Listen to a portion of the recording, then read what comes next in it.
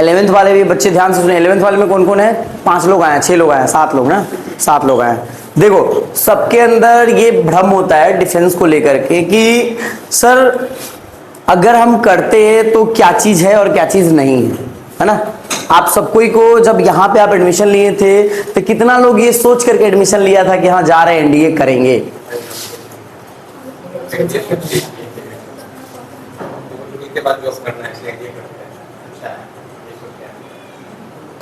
सच बताओ कि हाँ एनडीए करना है, ऐसा है?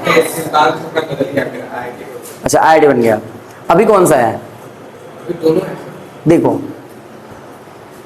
देखो आज हम कैमरा के सामने बोल रहे हैं, लेकिन आपको आज सत्य बात बोल रहा हूं, इंसान को सबसे ज्यादा पैसों की जरूरत होती है। सबको पैसों की जरूरत होती है। क्यों भाई? या तो आप वह, लेकिन डिपेंड ये करता है कि वो पैसा आप किस तरीके से कमाना चाहते हैं। या वह लेबर बन के कमाना चाहते हैं, या आप कोई क्राइम करके कमाना चाहते हैं, या आप कोई डिसिप्लिन्ड लाइफ जी करके कमाना चाहते हैं, इज्जत शान शौकत और प्राइड से जीवन जीना चाहते हैं। तो बात यही होता है कि हम जब आगे बढ़ रहे होते हैं तो 2 सिचुएशन आता है, 2 टाइप्स की फैमिली होती है। एक बहुत हाई क्लास होता है और एक होता है लो क्लास। ये एवरेज क्लास को बीच से हटा दीजिए, कोई एवरेज क्लासेस वगैरह नहीं होते हैं मेरे पॉइंट ऑफ व्यू से। क्यों भाई? क्योंकि एवरेज क्लास वाले सोच नहीं पाते हैं तो क्या जी रहे हैं भाई। वो उनकी सपना कभी ये होती है, कभी वो होती है, कभी वो होती है। चलिए आपके पॉइंट ऑफ व्यू से अगर हम मान लेते हैं कि आप एवरेज कैटेगरी में आते हैं, सर हम कुछ कर भी पाते हैं और कुछ नहीं भी कर पाते हैं, ऐसे लोग होते हैं। अब बात ये होता है कि डिफेंस ही सर क्यों, और डिफेंस में ही जाना है तो कौन सा पोस्ट जाना है, क्या करना है। तो आज आपके बीच में ये भ्रम खत्म हो जाएगा और क्रिस्टल क्लियर हो जाएगा कि हाँ हम जाएंगे तो इसी में जाएंगे, तो नहीं जाएंगे तो नहीं जाएंगे। 2 चीज होता है लाइफ में, एक होता है पैशन, एक होता है पैशन और एक होता है हमारा मजबूरी। समझ में आया? मजबूरी। एक मजबूरी के कारण किसी बच्चे को कमाना पड़ता है, लेकिन कुछ बच्चे ये होते हैं कि अपने पैशन के लिए जीते हैं कि भैया हमको ये करना है। समझ में आई बात? लेकिन लाइफ में किसी भी चीज को काम करने के लिए 2 तरीका होता है, दोनों एस से ही शुरू होता है, और एक का नाम है सिंसियर और एक का नाम है सीरियस। सिंसियर और सीरियस में कोई ज्यादा का अंतर नहीं है, ठीक है। सीरियस किसको बोलते हैं? जिसमें कंसिस्टेंसी नहीं होती है भाई। क्यों नहीं कंसिस्टेंसी होती है? इसलिए कंसिस्टेंसी नहीं मानी जाती है क्योंकि भाई सीरियस आज है, कल रहोगे वो काम नहीं आएगा। क्यों? क्योंकि आज बंदा सीरियस है तो आज कर रहा है, कल सीरियस नहीं है तो उसका कोई किया गया काम आगे नहीं काम आने वाला। लेकिन जो बच्चा सिंसियर है, जो बच्चा सिंसियर है, वो सिंसियर होने का क्या फायदा है आपको पता है? एक ही फायदा है कि भाई जो काम सिंसियर तरीके से सेंस ऑर्गन लगा करके जो काम हम करते हैं वो हमेशा के लिए याद रह जाता है और वह आने वाले समय में एक तजुर्बा के रूप में काम आता है, एक्सपीरियंस के तौर पे। सॉरी फॉर, एक सिंसियर था और एक सीरियस था। सीरियस जो होना होता है ना वो परमानेंट वो बंदा नहीं हो सकता, क्योंकि उसके अंदर एक झटके का क्या आता है, मोटिवेशन आता है और झटके में चला जाता है, ठीक है। लेकिन जो सिंसियर होता है उसमें कंटिन्यूअस होता है, कंप्लीट कंटिन्यूअस होगा। वो आज सिंसियर है तो कल भी सिंसियर होगा, आने वाला 10 साल के बाद भी सिंसियर होगा। समझ में आया बात? तो सिंसियर होना हमारे लिए ज्यादा इंपॉर्टेंट है। अब कहो सर सिंसियर कैसे हैं और सीरियस कैसे हो? अब बता देता हूं कि आप सीरियस होते हो कैसे, कि आपके अंदर मोटिवेशन आता है कि चलो 2 घंटा पढ़ना है, आज से है ना पढ़ेंगे, आज से क्या करेंगे, पढ़ेंगे। तो आज से पढ़ने के चक्कर में क्या करते हो आप कि बैठे आज 5 घंटा पढ़ लिए, कल भी 6-7 घंटा पढ़े, परसों भी 8 घंटा पढ़े, और तरसू होकर के आपको लगा कि मेरा तो पढ़ाई लगभग सब खत्म ही हो गया है, सारा डिवीजन वगैरह हो गया है, अब क्या पढ़ें, और करते हो पढ़ाई को करते धड़ाम से खत्म। ठीक है, क्योंकि आपके अंदर सिंसियरनेस नहीं है। क्यों नहीं है भाई? क्योंकि आपको खुद पता नहीं है कि हमको एक्स्ट्रा करना क्या है।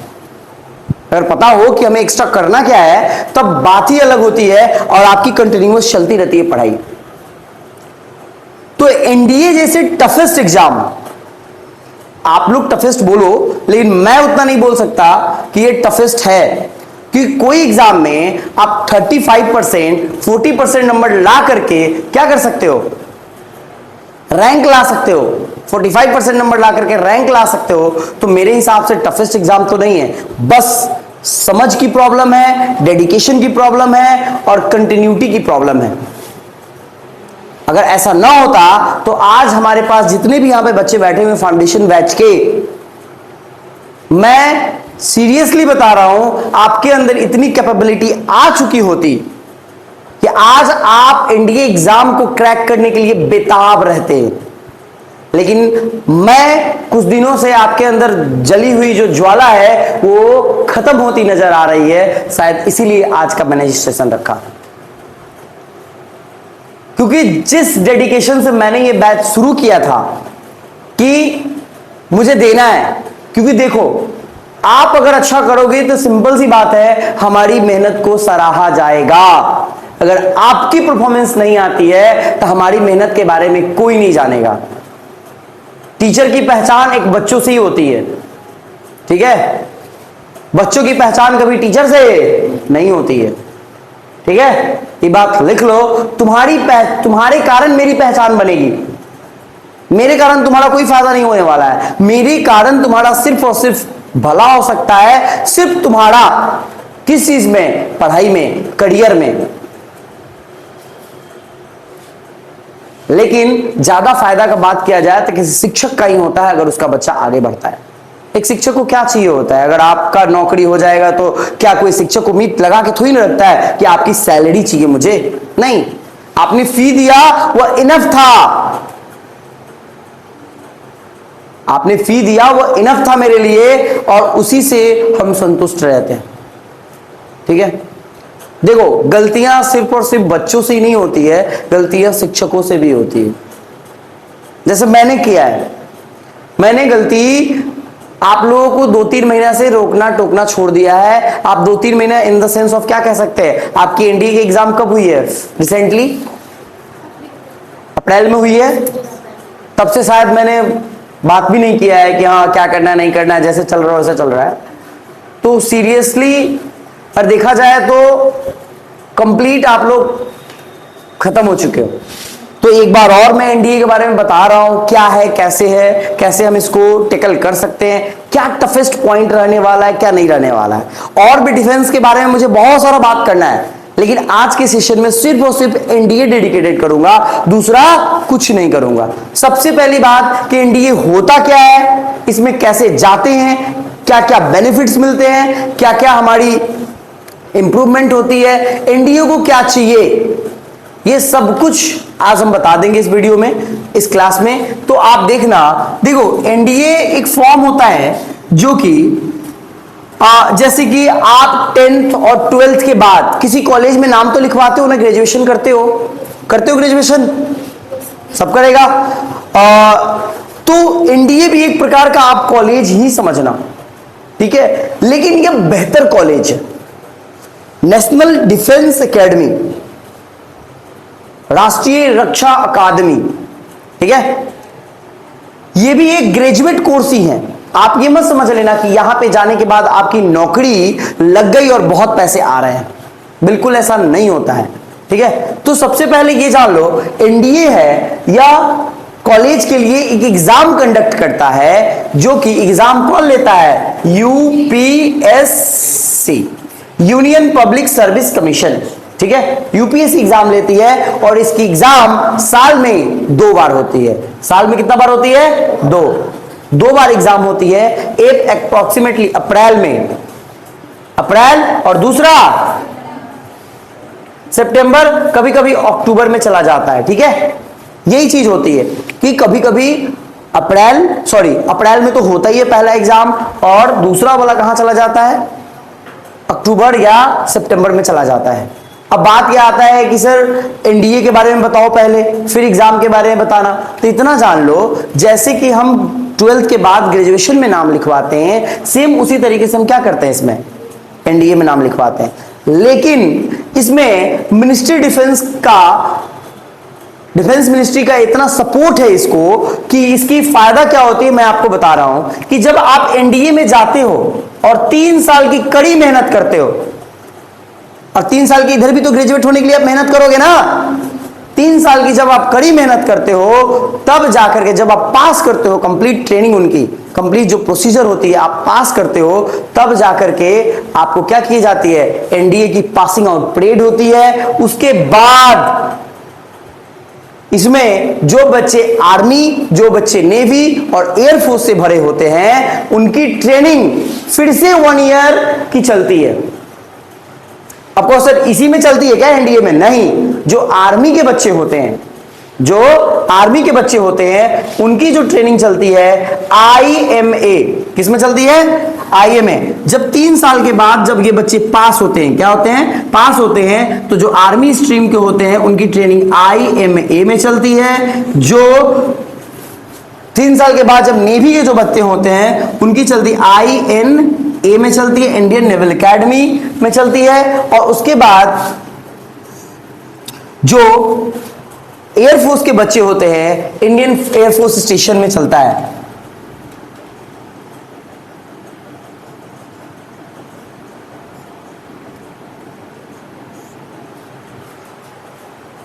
ये तीनों संस्थाएं जो हैं, ये उन बच्चों को क्या करती है? ट्रेंड करती है। क्योंकि इन जो एनडीए में जो बच्चे रहते हैं, अब एनडीए में जो बच्चे होते हैं 3 साल का अपना ग्रेजुएट कोर्स करें, ग्रेजुएट कोर्स के बाद इनकी ट्रेनिंग चलती है कहां पे? IMA, INA, IAF. ठीक है, ये तीनों सेंटर में, ये हैदराबाद में है, ठीक है, ये जो है केरला में है, और ये जो है उत्तराखंड में है। कहां है? उत्तराखंड में है, देहरादून। कहां पे है? देहरादून में है, ये देहरादून में है। ये इसकी ट्रेनिंग बहुत टफेस्ट होती है। जितनी हार्डकोर ट्रेनिंग एनडीए की होती है, उससे भी ज्यादा टफ ट्रेनिंग किसकी होती है? इसकी होती है। आप यहां पे डिफेंस के बारे में पढ़ाई करते हो और यहां पे आप एक्सरसाइज करते हो। समझ में आया? तो ये जो आईएमए है हमारा, इंडियन मिलिट्री एकेडमी, ठीक है, इसकी जो ट्रेनिंग होती है, जितने भी आर्मी बंदे होते हैं उनकी ट्रेनिंग यहां पे होती है, देहरादून में होती है। तब जाके आपकी जो सैलरी 52 से लेकर के, कितना? 52 से लेकर के 56,000 के बीच में पर मंथ मिलना शुरू होता है। समझ रहे हो बात को ध्यान से? तब मिलना आपको पैसा शुरू होता है 3 साल, यानी तीसरा साल के बाद जैसे आप ट्रेनिंग में एंट्री करते हो, आपको 52-56,000 रुपीज मिलना शुरू हो जाता है। जब आप 12 महीने की 13 महीने की ट्रेनिंग जब आप कंप्लीट कर लेते हो, तब आपकी सैलरी 56,000 रुपए से लेकर के 1,10,000 के आसपास हो जाती है। आपको सिर्फ सैलरी दिख रहा होगा, लेकिन एक बात जान लो, आर्म फोर्सेस की लाइफ अच्छी है, सैलरी पे मत जाओ। मैं सुनता कि इंडिया में जाने के बाद ही पैसा मिलना शुरू हो जाता है। वो भी बताऊंगा। बहुत बच्चों का ये रहता है डाउट कि मतलब सर एनडीए में जाते हैं तो क्या हमें पैसा मिलता है, क्या ट्रेनिंग के दौरान मिलता है? ये भ्रम है। कितना मिलता है ये भी थोड़ी देर बाद में बताऊंगा। अभी बस थोड़ा सा जहां पे हूं मुझे वहां आने दो।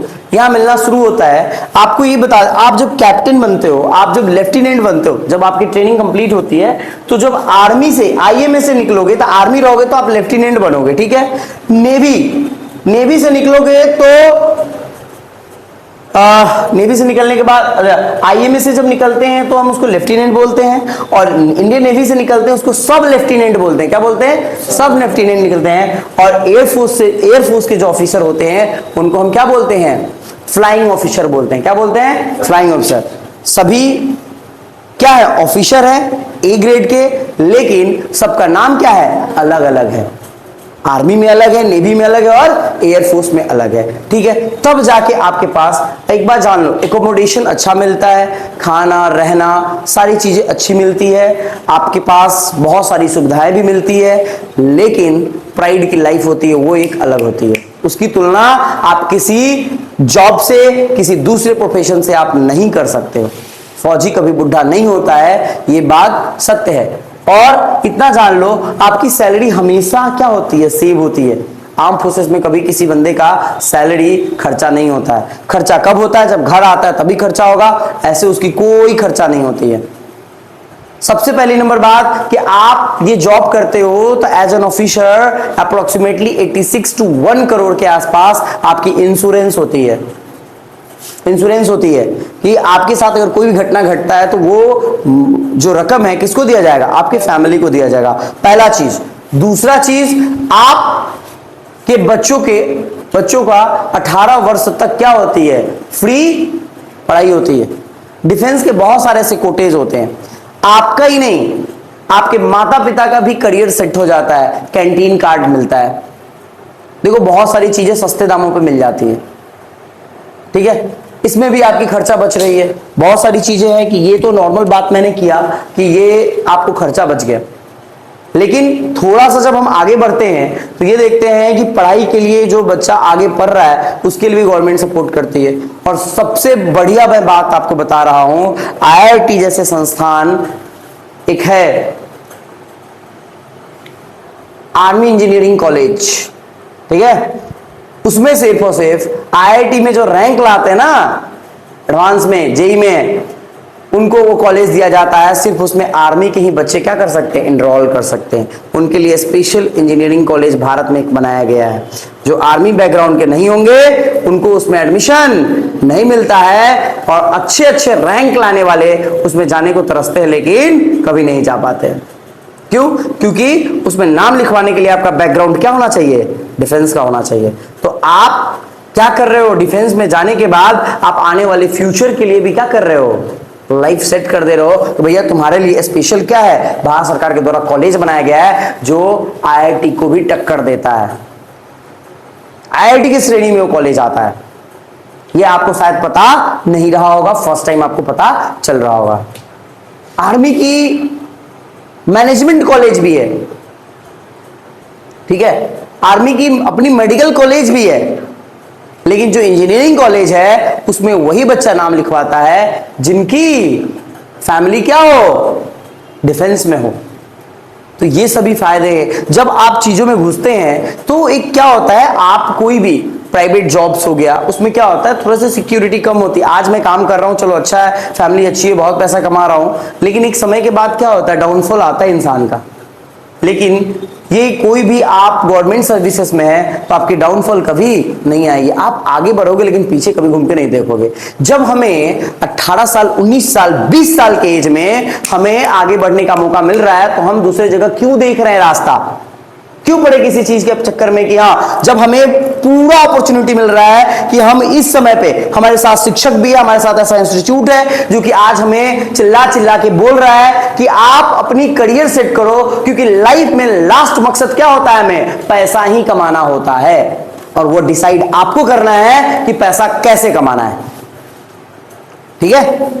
तो वही चीज मैं बोल रहा हूं, क्योंकि आप एक यंग एज में जब आप पैसा कमाना शुरू कर देते हो, आप एक यंग एज में जब आपके ऊपर जिम्मेदारी लेना शुरू कर देते हो, तब सोचो आपको अपने लाइफ को ऊपर तक ले जाने के लिए कितना समय बचता है। किसी व्यक्ति की जॉब की प्रिपरेशन करते करते 28 साल और 30 साल में जॉब होती है, बात समझो, और तुम्हारी 21 साल और 18 साल में जॉब होती है, तो what's the difference between them, क्या डिफरेंस है? आपके अपने कैरियर को बहुत ऊपर तक ले जाने के लिए लॉट्स ऑफ टाइम है। 8 से 10 साल का आपको समय मिल गया कि आपके पास माइंड भी है, और इसी उम्र में हर बच्चे को अलग अलग आइडियाज भी आता है। 28 साल 29 साल के बाद कोई आइडिया नहीं आता, जो लाइफ चल रही है भैया चलने दो, समझ में आया? और अभी आपके पास करेज, स्टेमिना, पोटेंशियल होता है कि इसी उम्र में आप क्या करते हो, डिसीजन लेते हो। आपके पास सब कुछ आते हुए भी, सब कुछ जानते हुए भी आप कुछ नहीं कर पाते, क्यों? Due to the money problem है। किसके पास बिजनेस की आइडिया नहीं होती है? सबके पास होता है, लेकिन क्यों रुक जाता है? मनी प्रॉब्लम ना। इन्वेस्टमेंट आपके पास नहीं होती है, क्यों? क्योंकि आपको सही समय पे जो करना चाहिए था आपने वो चीज नहीं किया। और डिफेंस ही एक ऐसा सेक्टर है कि अगर आप फिट हो, मैं तो सिंपल सी बात कहता हूं, भारत के हर बच्चे को 10th के बाद डिफेंस के लिए जरूर आना चाहिए अगर आप फिट हैं तो। एक बार ट्राई करना चाहिए लाइफ में, देखना चाहिए कि अगर हम 18 साल 19 साल के उम्र, आप खुद सोचो 12th पास किए, आर्मी नेवी एयरफोर्स या एनडीए किसी में भी आप आर्म फोर्सेस में चले गए तो जो फैमिली को बर्डन होना था उस बर्डन से आपने बचा लिया और आपकी फैमिली 2 पीढ़ी आगे चली जाएगी, दूसरे से आपकी पीढ़ी मैच करेगी। और सिंपल सी बात है, नहीं बोलना चाहिए लेकिन एक बात जान लो, आपकी जब नौकरी होगी तो एक बात जान लेना, आने वाला जो आपका हस्बैंड हो या वाइफ हो, फैमिली भी अच्छा मिलेगा, फैमिली भी अच्छा मिलेगा। पूछो क्यों? क्योंकि तुम्हारी जितनी हैसियत हो जाएगी उसी हैसियत में जाओगे। तो ऑलरेडी तुम उन्हें क्या कर दिया, बहुत लंबा छलांग मार दिया, क्योंकि तुम्हारे आसपास ऐसे लोग आ गए जिनकी सोचन शक्ति क्या है, इस समाज से थोड़ी सी ऊपर है, जिस समाज में तुम जी रहे हो। समझ आया? क्योंकि सारी जिम्मेदारी हमारी नहीं होती है, हम थोड़ा सा आगे बढ़ते हैं ना तो समाज हमको आगे बढ़ाने के लिए रेडी हो जाता है। इसीलिए मैं बोल रहा हूं कि आप अपने लेवल से थोड़ा सा अप होना है या धीरे धीरे अप होना है, बहुत डिफरेंस होता है। मान लो तुम्हें पता नहीं था तो तुम 2-4 अटेम्प्ट देकर घिस के पहुंचे, और मान लो जिसको पता था वो फर्स्ट अटेम्प्ट में घिस करके निकल गया, तो सोचो वो तुमसे आगे जरूर निकल जाएगा, हर चीज में आगे निकल जाएगा। कि जो चीज तुमको आज पता चल रही है किसी को 2 वर्ष बाद पता चलेगा, या किसी को 2 वर्ष पहले पता चल गया और आपको 2 वर्ष बाद पता चला, तो वो मानसिकता जो आपके अंदर आनी चाहिए थी उस टाइम पे उसके पास है, तो क्या वो सोच करके आगे नहीं बढ़ जाएगा? समझ में आया? तो वही चीज मैं सिखाना चाह रहा हूं कि कंप्लीट आपके पास पोटेंशियल चाहिए। इतना जान लो, एनडीए एग्जाम जब निकालते हैं इसमें 3 साल की पढ़ाई होती है, इसमें भी कोर्स बटे हुए हैं, एक टेकी, एक नन टेकी, एक सुपर टेकी। कहोगे सर टेकी, नन टेकी और सुपर टेकी क्या है? टेकी का मतलब होता है साइंस से क्या करना, ग्रेजुएशन करना। आप साइंस से ग्रेजुएशन करोगे, आपकी ट्रेनिंग चलती रहेगी। समझ में आ गया? यानी कंप्लीट डिफेंस की ट्रेनिंग चलती है। उनमें वह बच्चे नहीं मांगे जाते हैं जो एकदम फिजिकली फिट हो, नॉर्मल बच्चे भी चलते हैं। ठीक है, पहली नंबर बात। दूसरी नंबर बात कि जो बच्चे कहते नहीं हमें है ना थोड़ा सा साइंस वाइंस अब नहीं, अब थोड़ा सा ट्रेनिंग भी हार्ड है तो हम साइंस क्यों ले, तो वो बच्चे क्या करते हैं, नन टेकी लेते हैं, आर्ट्स से वो क्या करते हैं, वहां पे ग्रेजुएशन करते हैं और उनकी ट्रेनिंग चलती रहती है। समझ में आ गई बात? जैसे कि वह बच्चा अग्निवीर का यहां पढ़ भी रहा है और सुबह शाम क्या कर रहा है, फिजिकल कर रहा है, लेकिन फिजिकल का कोई स्टैंडर्ड नहीं है एकेडमी में, लेकिन वहां एक क्या है, डिसिप्लिन है, स्टैंडर्ड है, आपके पास वो इक्विपमेंट्स है कि आप स्पोर्ट्स में, आर्ट्स एंड कल्चर में क्या कर सकते हैं, बेहतर कर सकते हैं। समझ में आया? जिस चीज फील्ड में आप आगे बढ़ना चाहें उसमें बढ़ने का मौका है, लेकिन क्या आप यहां पढ़ रहे हैं, आपके पास मौका है? सिर्फ और सिर्फ फोकस ऑन स्टडी। तो वो कॉलेज आपको ये मौका देता है, और इंडिया की कोई ऐसा कॉलेज नहीं जो इतना ज्यादा मौका देता है, इतना अपॉर्चुनिटी देता है। ठीक है, ये चीज हो गई। उसके बाद एक आता है सुपर टेकी। सुपर टेकी में क्या होता है, जो बीटेक वगैरह का कोर्स होता है, समझ में आया? बीटेक वगैरह का कोर्स होता है, दिल्ली यूनिवर्सिटी और जेएनयू यूनिवर्सिटी जैसे संस्थानों से इन बच्चों को उसकी सर्टिफिकेट दी जाती है। ये टेकी, नन टेकी और सुपर टेकी तीनों बच्चों को क्या किया जाता है, जेएनयू से सर्टिफिकेट मिलता है। और जेएनयू और दिल्ली यूनिवर्सिटी से सोच लो, अगर इन देश का सबसे बड़ा संस्थान है यूनिवर्सिटी के मामले में, ठीक है, उसी संस्थान से आपको क्या मिल रहा होता है, सर्टिफिकेट मिल रहा होता है। लेकिन एक बात बताओ, आईआईटी जैसे संस्थान में जाते हैं, मेडिकल जैसे संस्थान में जाते हैं, तो आपको क्या लगता है सर्टिफिकेट कहां से मिलता है? किसी न किसी यूनिवर्सिटी का ही होता है ना, आईआईटी का सर्टिफिकेट थोड़ी ना होता है। आप आईआईटी के संस्थान से पास हो, जैसे कॉलेज से पास होते हो, जैसे आज आप 10th पास किसी कॉलेज से किए, चलो स्कूल से किया आपने, सॉरी, लेकिन मान लो कि आप 12th पास किसी न किसी कॉलेज से करोगे, या सेकेंडरी, हायर सेकेंडरी स्कूल से करोगे, ठीक है। तो एक बात बताओ, उस स्कूल का सर्टिफिकेट पे क्या रहता है भूमिका, सिर्फ स्कूल नेम और कॉलेज नेम बस, लेकिन सर्टिफिकेट में क्या लिखा है, बिहार स्कूल एग्जामिनेशन बोर्ड लिखा रहता है कि नहीं? वो पूरा सर्टिफिकेट किसका रहता है, बोर्ड का। और अब ग्रेजुएशन में जाओगे तुम लोग, तो ग्रेजुएशन में क्या रहेगा, बिहार यूनिवर्सिटी का, हाँ, या मिथिला यूनिवर्सिटी का, हाँ। तो जितने भी आईआईटी मेडिकल कॉलेजेस हैं वो सब का किसी न किसी यूनिवर्सिटी से रहता है। तो दिल्ली की जो आईआईटी है उसकी जो होती है दिल्ली यूनिवर्सिटी से मिलती है, उससे भी ज्यादा बढ़िया है जेएनयू से मिल जाए तो बढ़िया है। तो इसकी भी जो भी सर्टिफिकेट होती है जेएनयू जैसे संस्थान से क्या होता है, सर्टिफिकेट दिया जाता है। तो उतनी ही वैल्यूएबल है जितने वो वैल्यूएबल है। तो माना जाता है जेएनयू से कोई बंदा आप कोर्स कर रहे हो, सच में आपका एक लेवल है, तब जाके वहां पे नाम लिखवा पाना भी बहुत मुश्किल होता है वहां पे, ठीक है। तो अब हम समझ सकते हैं जेएनयू का फुल फॉर्म समझते हो, Jawaharlal Nehru university, JNU Jawaharlal Nehru university, ठीक है। अब चलते एनडीए के बारे में कि सर एनडीए एग्जाम्स को लेकर के, सर एग्जाम तो आपने बताया 14 सितंबर बताया ना मैंने, 14 सितंबर को बताया। अब क्या रहने वाली स्ट्रेटेजी, क्या पढ़ने वाला है, इतना जान लो। जब हम फॉर्म भरते हैं तो देश की हमारी जब हम फॉर्म भरते हैं तो उसमें 3 सेक्टर दिया है, आर्मी, नेवी और एयरफोर्स, और एक होता है एनए। क्या होता है, एनए। चलो, आर्मी, नेवी, एयरफोर्स और एक होता है एनए।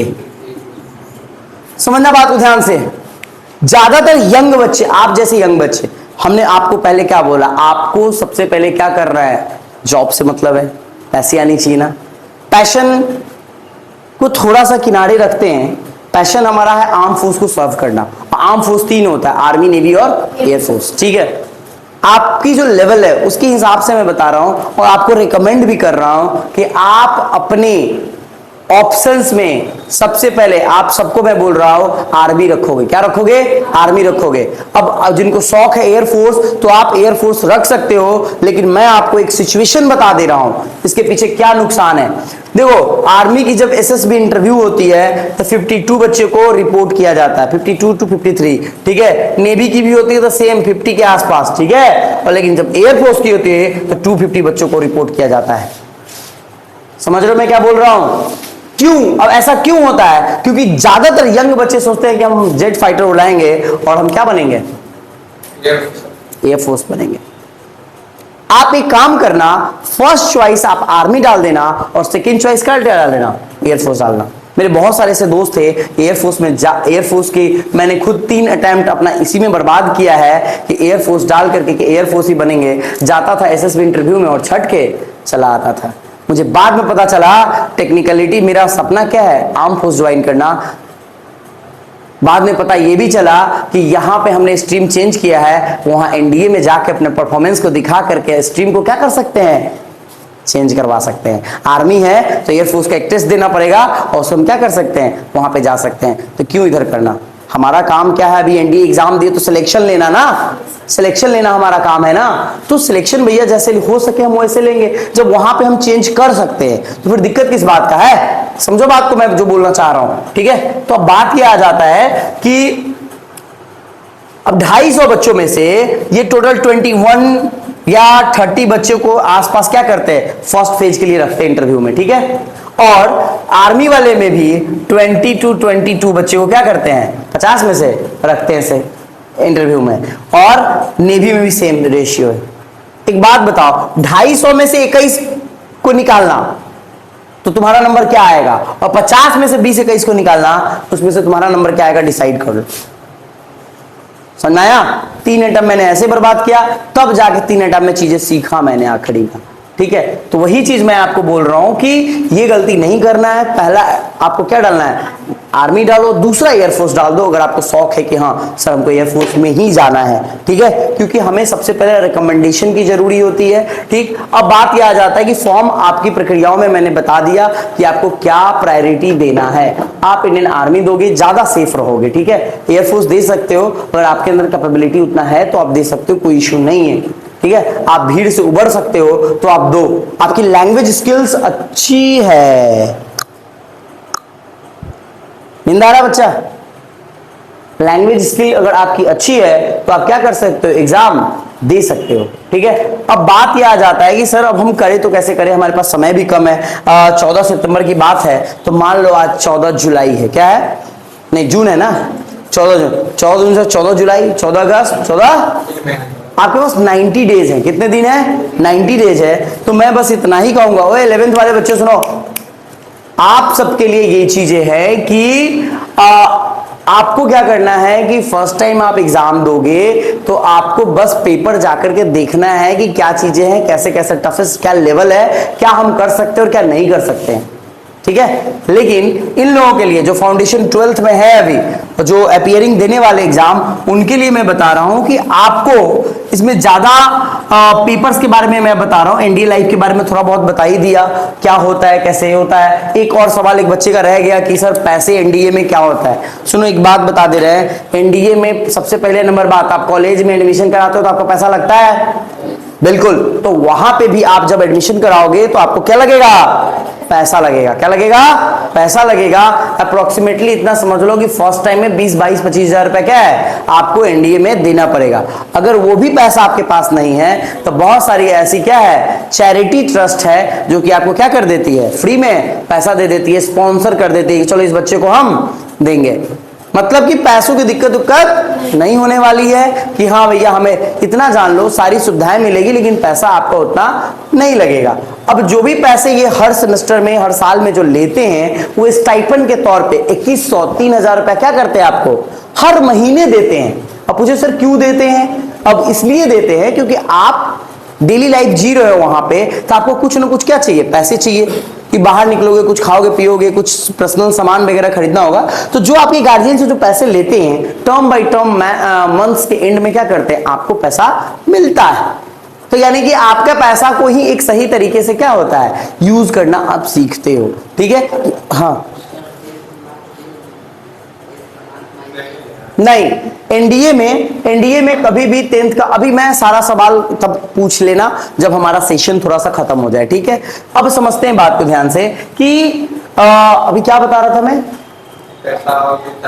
हाँ पैसा देता है स्टाइपेंड के रूप में देता है कि चल भाई आपका काम चलाने के लिए, ठीक है। लेकिन पूरा एनडीए में आना जाना आपके पास पैसा रहेगा, कोई दिक्कत नहीं होने वाला है, ठीक है। बहुत सारे उपाय बन जाते हैं, खैर वो बात की मैटर है। नींद आ रहा है क्या बालक, नींद आ रहा है। अब समझते हैं बात को ध्यान से कि जब हम एनडीए की प्रिपरेशन शुरू कर रहे हैं, सुनो हेलो तुम सब भी सुनेगा, एनडीए प्रिपरेशन कर रहे हैं तो एनडीए में एक पेपर होता है मैथ्स का, क्या होता है मैथ्स का, एक होता है हमारा इंग्लिश का, क्या होता है, और अगला क्या होता है गेट का, क्या होता है जनरल एबिलिटी टेस्ट होता है। ओ सॉरी हाँ, एक मैथ्स का पेपर होता है, गेट का पेपर होता है, किसका होता है गेट का पेपर होता है जिसमें इंग्लिश होता है, क्या होता है इंग्लिश होता है, साइंस होता है और जीके होता है, ठीक है। साइंस में फिजिक्स होता है, केमिस्ट्री होता है और बायोलॉजी होता है। जीके में करंट अफेयर्स होता है, हिस्ट्री होता है, पॉलिटी होता है और ज्योग्राफी होता है। समझ में आ गया। थोड़ा बहुत इकोनॉमिक्स के भी सवाल होते हैं। अब देखो मैथ्स के जो पेपर होते हैं 300 मार्क्स के होते हैं। ऐसा माना जाता है कि मैथ्स पेपर जब तक क्वालिफाई नहीं होगा आपको टोटल नंबर काउंट नहीं किया जाएगा। समझ में आ गया। और ये जो गेट पेपर होता है कितने मार्क्स का होता है 600 मार्क्स का होता है। कितने मार्क्स का होता है 600 मार्क्स का होता है। तो अब माना जाता है कि जब तक आप मैथ्स पेपर क्वालिफाई नहीं करते हो तो गेट का नंबर जुड़ करके रिजल्ट पब्लिश नहीं होता है, बस नाम मात्र का नंबर रहेगा। अब मान लो 600 में से 400 नंबर इधर ले आओ, 100 इधर ले आओ तो 500 हो गया ना, तो रिटन क्वालिफाई होना चाहिए लेकिन होगा नहीं। अब कहो सर क्या क्राइटेरिया है कि मैथ्स में नंबर आया नहीं, इतना बात जान लो 300 का रहता है और टोटल क्वेश्चन क्या आता है 120 क्वेश्चन आते हैं। कितने आते हैं 120 क्वेश्चन आते हैं, 120 क्वेश्चन आता है। इतना बात जान लेना। हाँ 300 नंबर के होते हैं और कितने क्वेश्चन आते हैं 120 क्वेश्चन आते हैं। और इसमें से 120 क्वेश्चंस में से कम हमें 25% क्वेश्चन सही होना चाहिए। कितना क्वेश्चन सही होना चाहिए 25% मैथ का क्वेश्चन सही होना चाहिए। अब 25% भी आप मैथ का क्वेश्चन नहीं सही कर पाओगे तो समझो क्या पढ़े हो भाई। अब समझना बात को ध्यान से। अब एक बात बताओ 120 का 25% ऑफ कितना हो जाएगा 120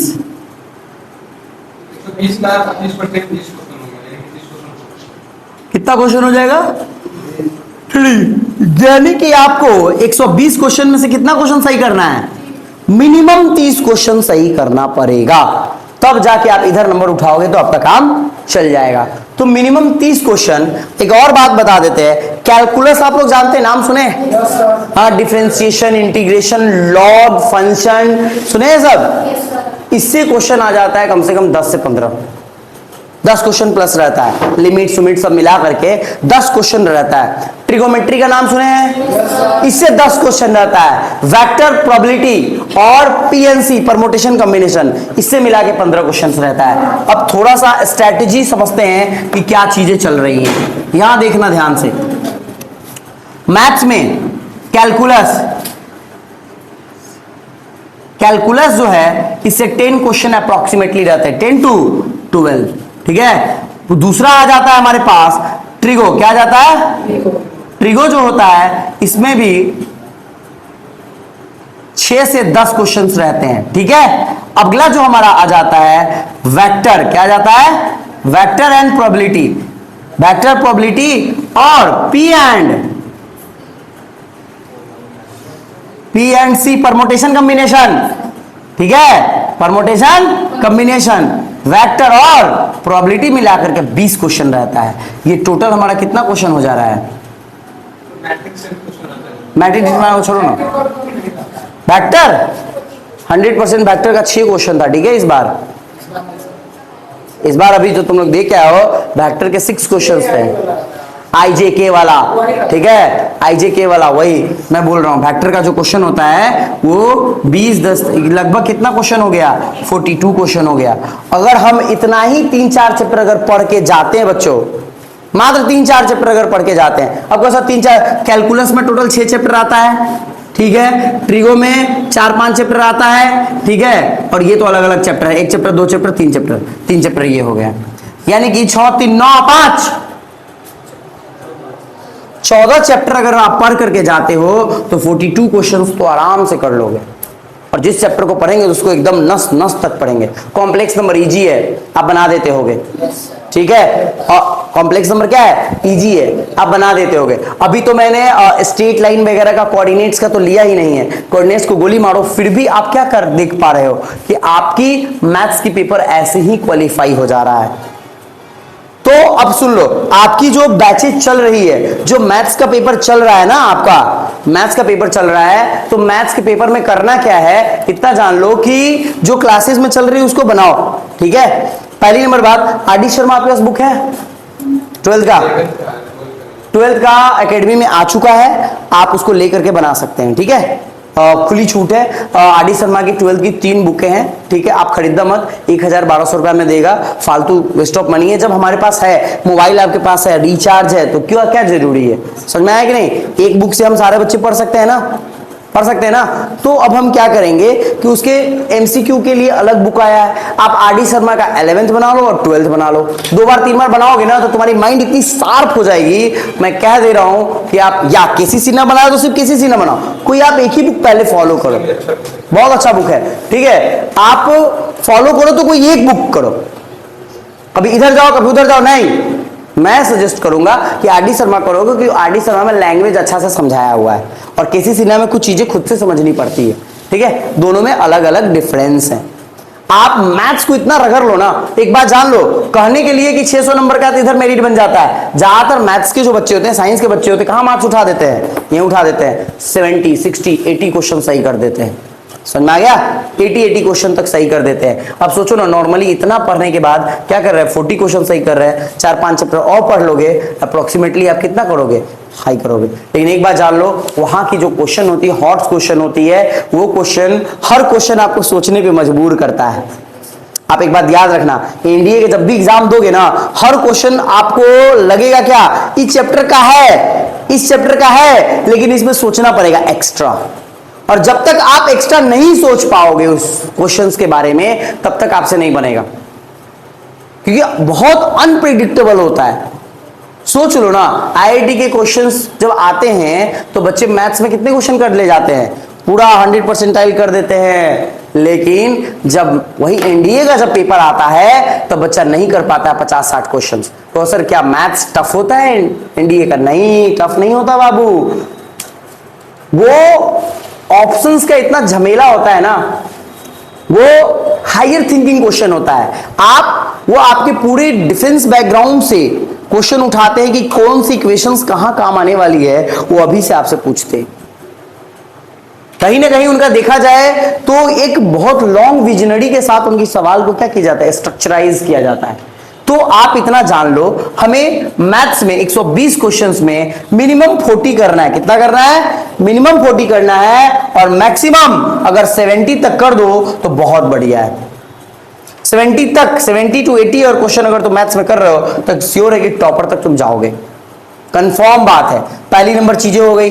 दूसरी नंबर जो हम बात करने वाले हैं आपके सामने, दूसरी नंबर जो बात करने वाले हैं गेट पेपर के बारे में। किसके पेपर के बारे में? गेट पेपर में। अब खुद सोचो ना, मैंने 3-4 चैप्टर ही लिखवाया और बोला कि भैया आपका हो गया, तो भैया एनडीए में ज्यादा तो नहीं पढ़ना ना। मैं वही बोल रहा हूं कि एनडीए ऐसा चीज है कि इसमें कम पढ़ के भी आप ले सकते हैं, लेकिन कम में पढ़ो, लेकिन बार बार उस चैप्टर को पढ़ो। आरडी शर्मा तुम्हारे पास भी है, आरडी शर्मा एक और आ गया है, एकेडमी में ले आना। सारे बच्चे जो चैप्टर मैंने यहाँ लिखवाया, कैलकुलस का जो भी चैप्टर है त्राक से करेंगे, फिर से ट्रिगो का जितना चैप्टर है फिर करेंगे, और पीएनसी पढ़ा दिया गया आप लोग को। पीएनसी, वेक्टर और प्रोबेबिलिटी भी शायद 11 थोड़ा पढ़ा दिया चुका है, 12 का नहीं हुआ है अभी। ठीक है, होगा तो मैं रुको सर से रिक्वेस्ट करके, मतलब ये जब तुम्हारा कैलकुलस खत्म हो जाएगा ना, तब हम सबसे पहला चैप्टर यही दोनों शुरू करवा देंगे। तो समझो कि सितंबर तक हो ही जाएगा, मेरे हिसाब से सितंबर तक तो हो जाएगा। ठीक है, सितंबर तक जब आपका हो जाएगा तो आप इतना ही का प्रैक्टिस करके, और बाकी जो बचा हुआ है, एक बार जान लो, एनडीए एग्जाम निकलता है, कोई भी एग्जाम निकलता है, प्रैक्टिस से निकलता है। जो आपके पास अगर पढ़ने के लिए नहीं है, कुछ नहीं पढ़ने के लिए, निकाल भाई 11th का मैथ्स। समझ में आया? क्योंकि आगे हमको जेईई का एग्जाम भी देना है, आगे हमको जेईई का एग्जाम भी देना है, इसीलिए उसी हिसाब से सोच के चल रहा है। अब चलो, पहली नंबर बात इतना हमने सीख लिया। अब आ जाते हैं इंग्लिश होता है, आप सबको पता है इंग्लिश 50 क्वेश्चन आता है। कितना क्वेश्चन आता है? 50 क्वेश्चन आता है, और 50 क्वेश्चन, हर क्वेश्चन कितने नंबर का होता है? 4 नंबर का होता है। टोटल इंग्लिश कितने मार्क्स का होता है? 200 मार्क्स का होता है। मेन तो यही जड़ है भैया। यहां देखो, ओए हेलो, थक गया क्या? ये जो इंग्लिश कितना नंबर का होता है? 200 नंबर का होता है। और इस बार आपने देखा होगा कि इंग्लिश का पेपर एकदम ड्रामेटिकली चेंज कर दिया है ना। पिछला सीनो अलग, इंटो अलग, इडियम फ्रेज ऐसे नहीं दिया था। सब कुछ ऐसा था जो कि पढ़ने, जिसकी रीडिंग अच्छी है, जिसकी इंग्लिश में समझ अच्छी है, वही बना सकता था पेपर। समझना? PQRS, S1, S6, जिसको इंग्लिश की कहानी पकड़ में नहीं आएगी, और पकड़ में कब आएगी? मैक्सिमम रीडिंग दोगे आप, मैक्सिमम रीडिंग दोगे, उसके पेज में जो भी प्रॉब्लम आ रहा है, वर्ड्स आ रहा है, उसको छाट छाट के अलग करोगे। फिर अगर वह शब्द अगर बाद में कहीं आ गया, अरे हम वहां पढ़े थे, चलो देख लेते हैं, यानी इस तरीके से revision and revision, revision and revision, regular revision करते रहोगे, तब जाकर के यहां तक पहुंचोगे तुम। समझ में आ गया?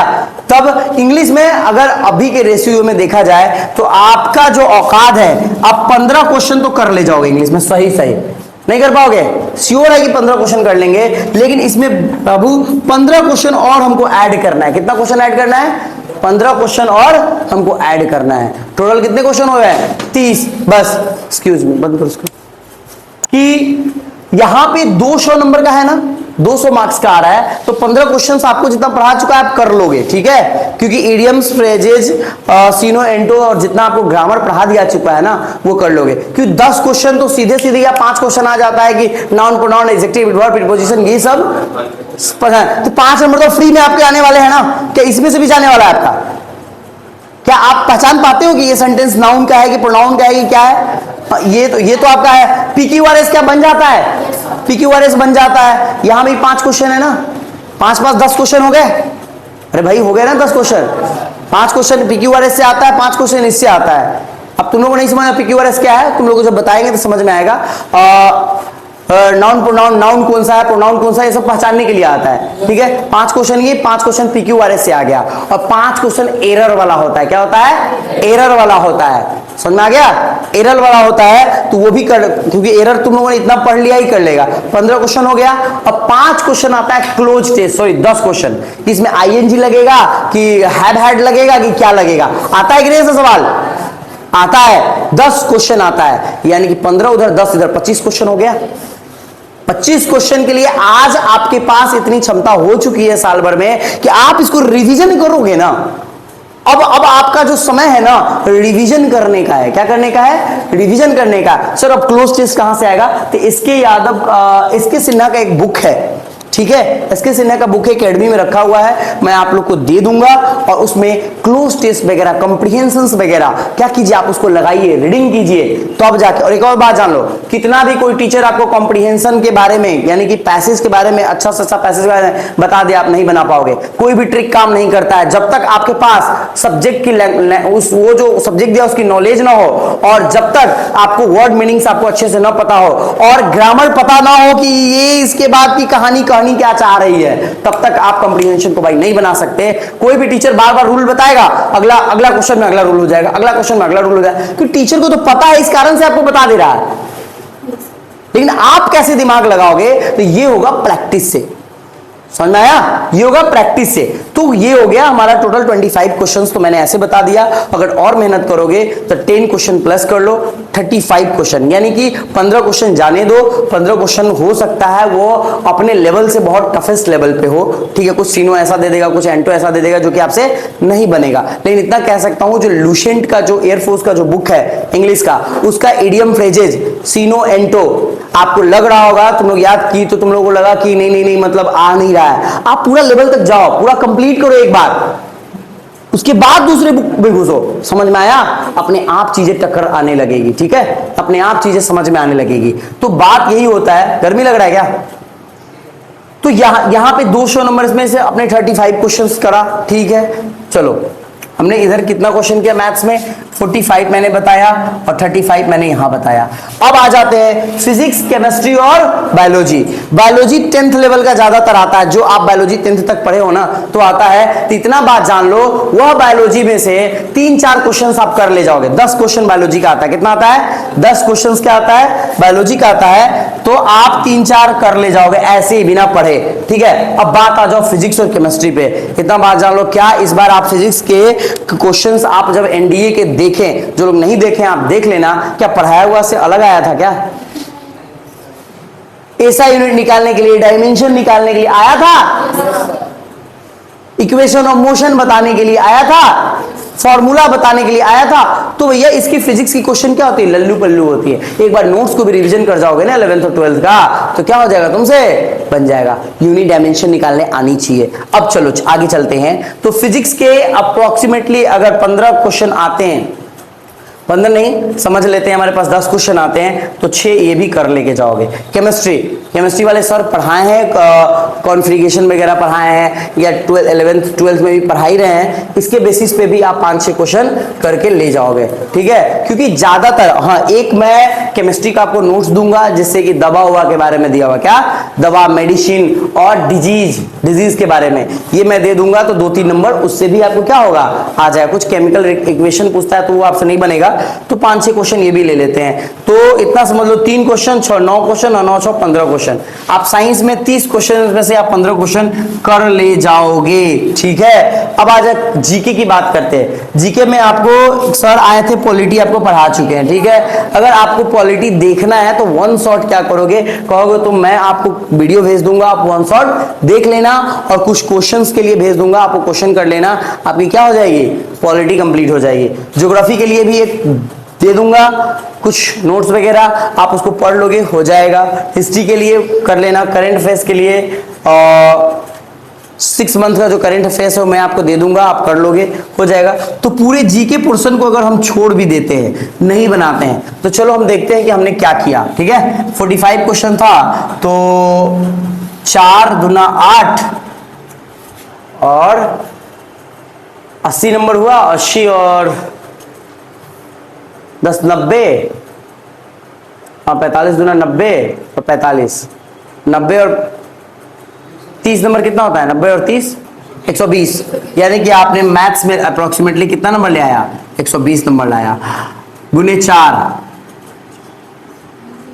5 का 20 का, 0 हाथ में था 2, 7 का 12, 13 12 13 14, 140। अब साइंस की बात पहुंच चुका 60। देख लो कितना को बन गया हमारा, 0 6 4 10 2 12 2 1 3 320 नंबर। अच्छा 900 में से और हमने कितना लाया 320, तो ये कितना परसेंटेज हो गया? 9 18 9 27,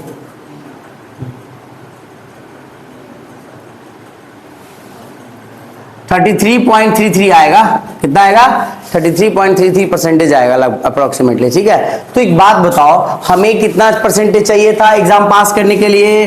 25 से लेकर के 30% चाहिए था। हमने कितना स्कोर कर दिया? 33% स्कोर कर दिया नॉर्मली, हाफ एंड सिलेबस से।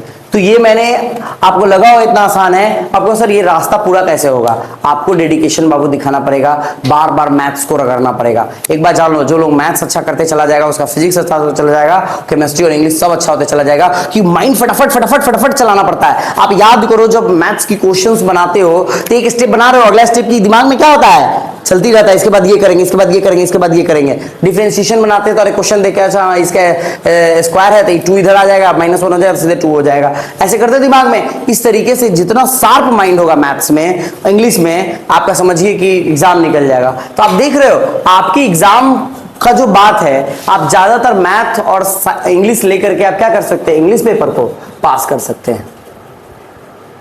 मैथ्स और इंग्लिश पेपर को लेकर के हम पास कर सकते हैं। अब सुनो कि सर प्रैक्टिस कैसे चलेगा?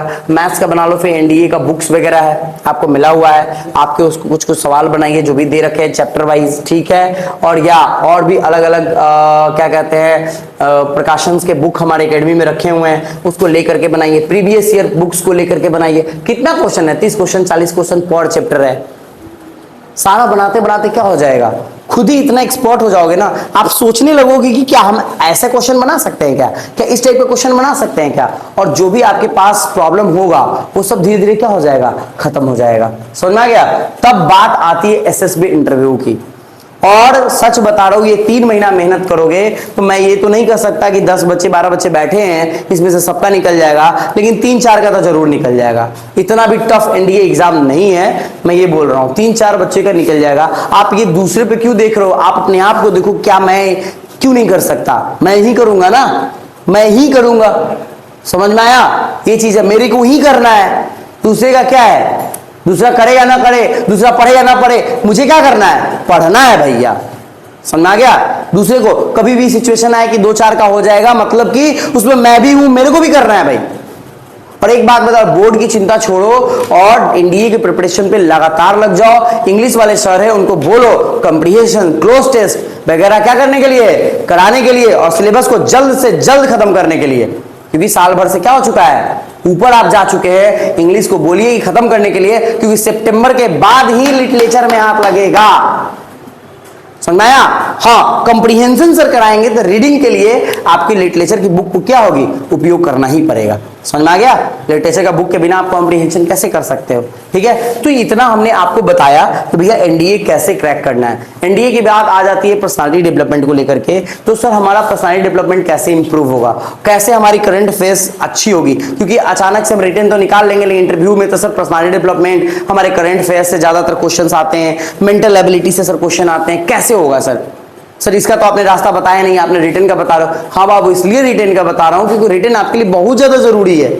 इंटरव्यू की बात अगर हम करें तो इंटरव्यू में इतना जान लो, मैं आपको पास करा दूंगा, 100% पास करा दूंगा, बस आप लैंग्वेज और थोड़ा सा इंग्लिश इंप्रूव कर लिए तो। बार बार बुलवाऊंगा, बार बार बुलवाऊंगा, और यही 3 महीना मैं आप पे ध्यान देने वाला हूं कि आपकी लैंग्वेज स्किल्स अच्छी हो, आपकी पढ़ाई अच्छी चले, आप बोल पाए, आप जो हिंदी में बोल पाते फराटेदार, आप इंग्लिश में अच्छा से बोल पाए। यही 90 दिन है और इसी में हमको सब कुछ करना है। जो बच्चा, और एक बात जान लो, सबके पीछे का कारण है रीडिंग। जिनकी रीडिंग अच्छी हो जाएगी, 10 पेज 15 पेज 20 पेज रीडिंग करो, है ना। फिजिक्स का बुक है ना, पूरा किताब रीडिंग कर जाओ। केमिस्ट्री का है ना, किताब रीडिंग कर जाओ। इंग्लिश का बुक है ना, पूरा किताब रीडिंग कर जाओ। फिर बच गया, जब किताब खत्म हो जाएगा तो न्यूज़पेपर आता है ना। क्यों आता है न्यूज़पेपर? यहाँ आप लो ये टॉपिक के बारे में, चलो इतना दूर टॉपिक है ना कि कुछ हुआ है, क्रिकेट हुआ है, चलो क्रिकेट वाला टॉपिक को पढ़ के देखते हैं क्या करना चाह रहा है, तो अंदर से फील आएगा कि हमको समझ में आ रहा है। अरे ट्रम्प है ना, भारत पे ट्रम्प और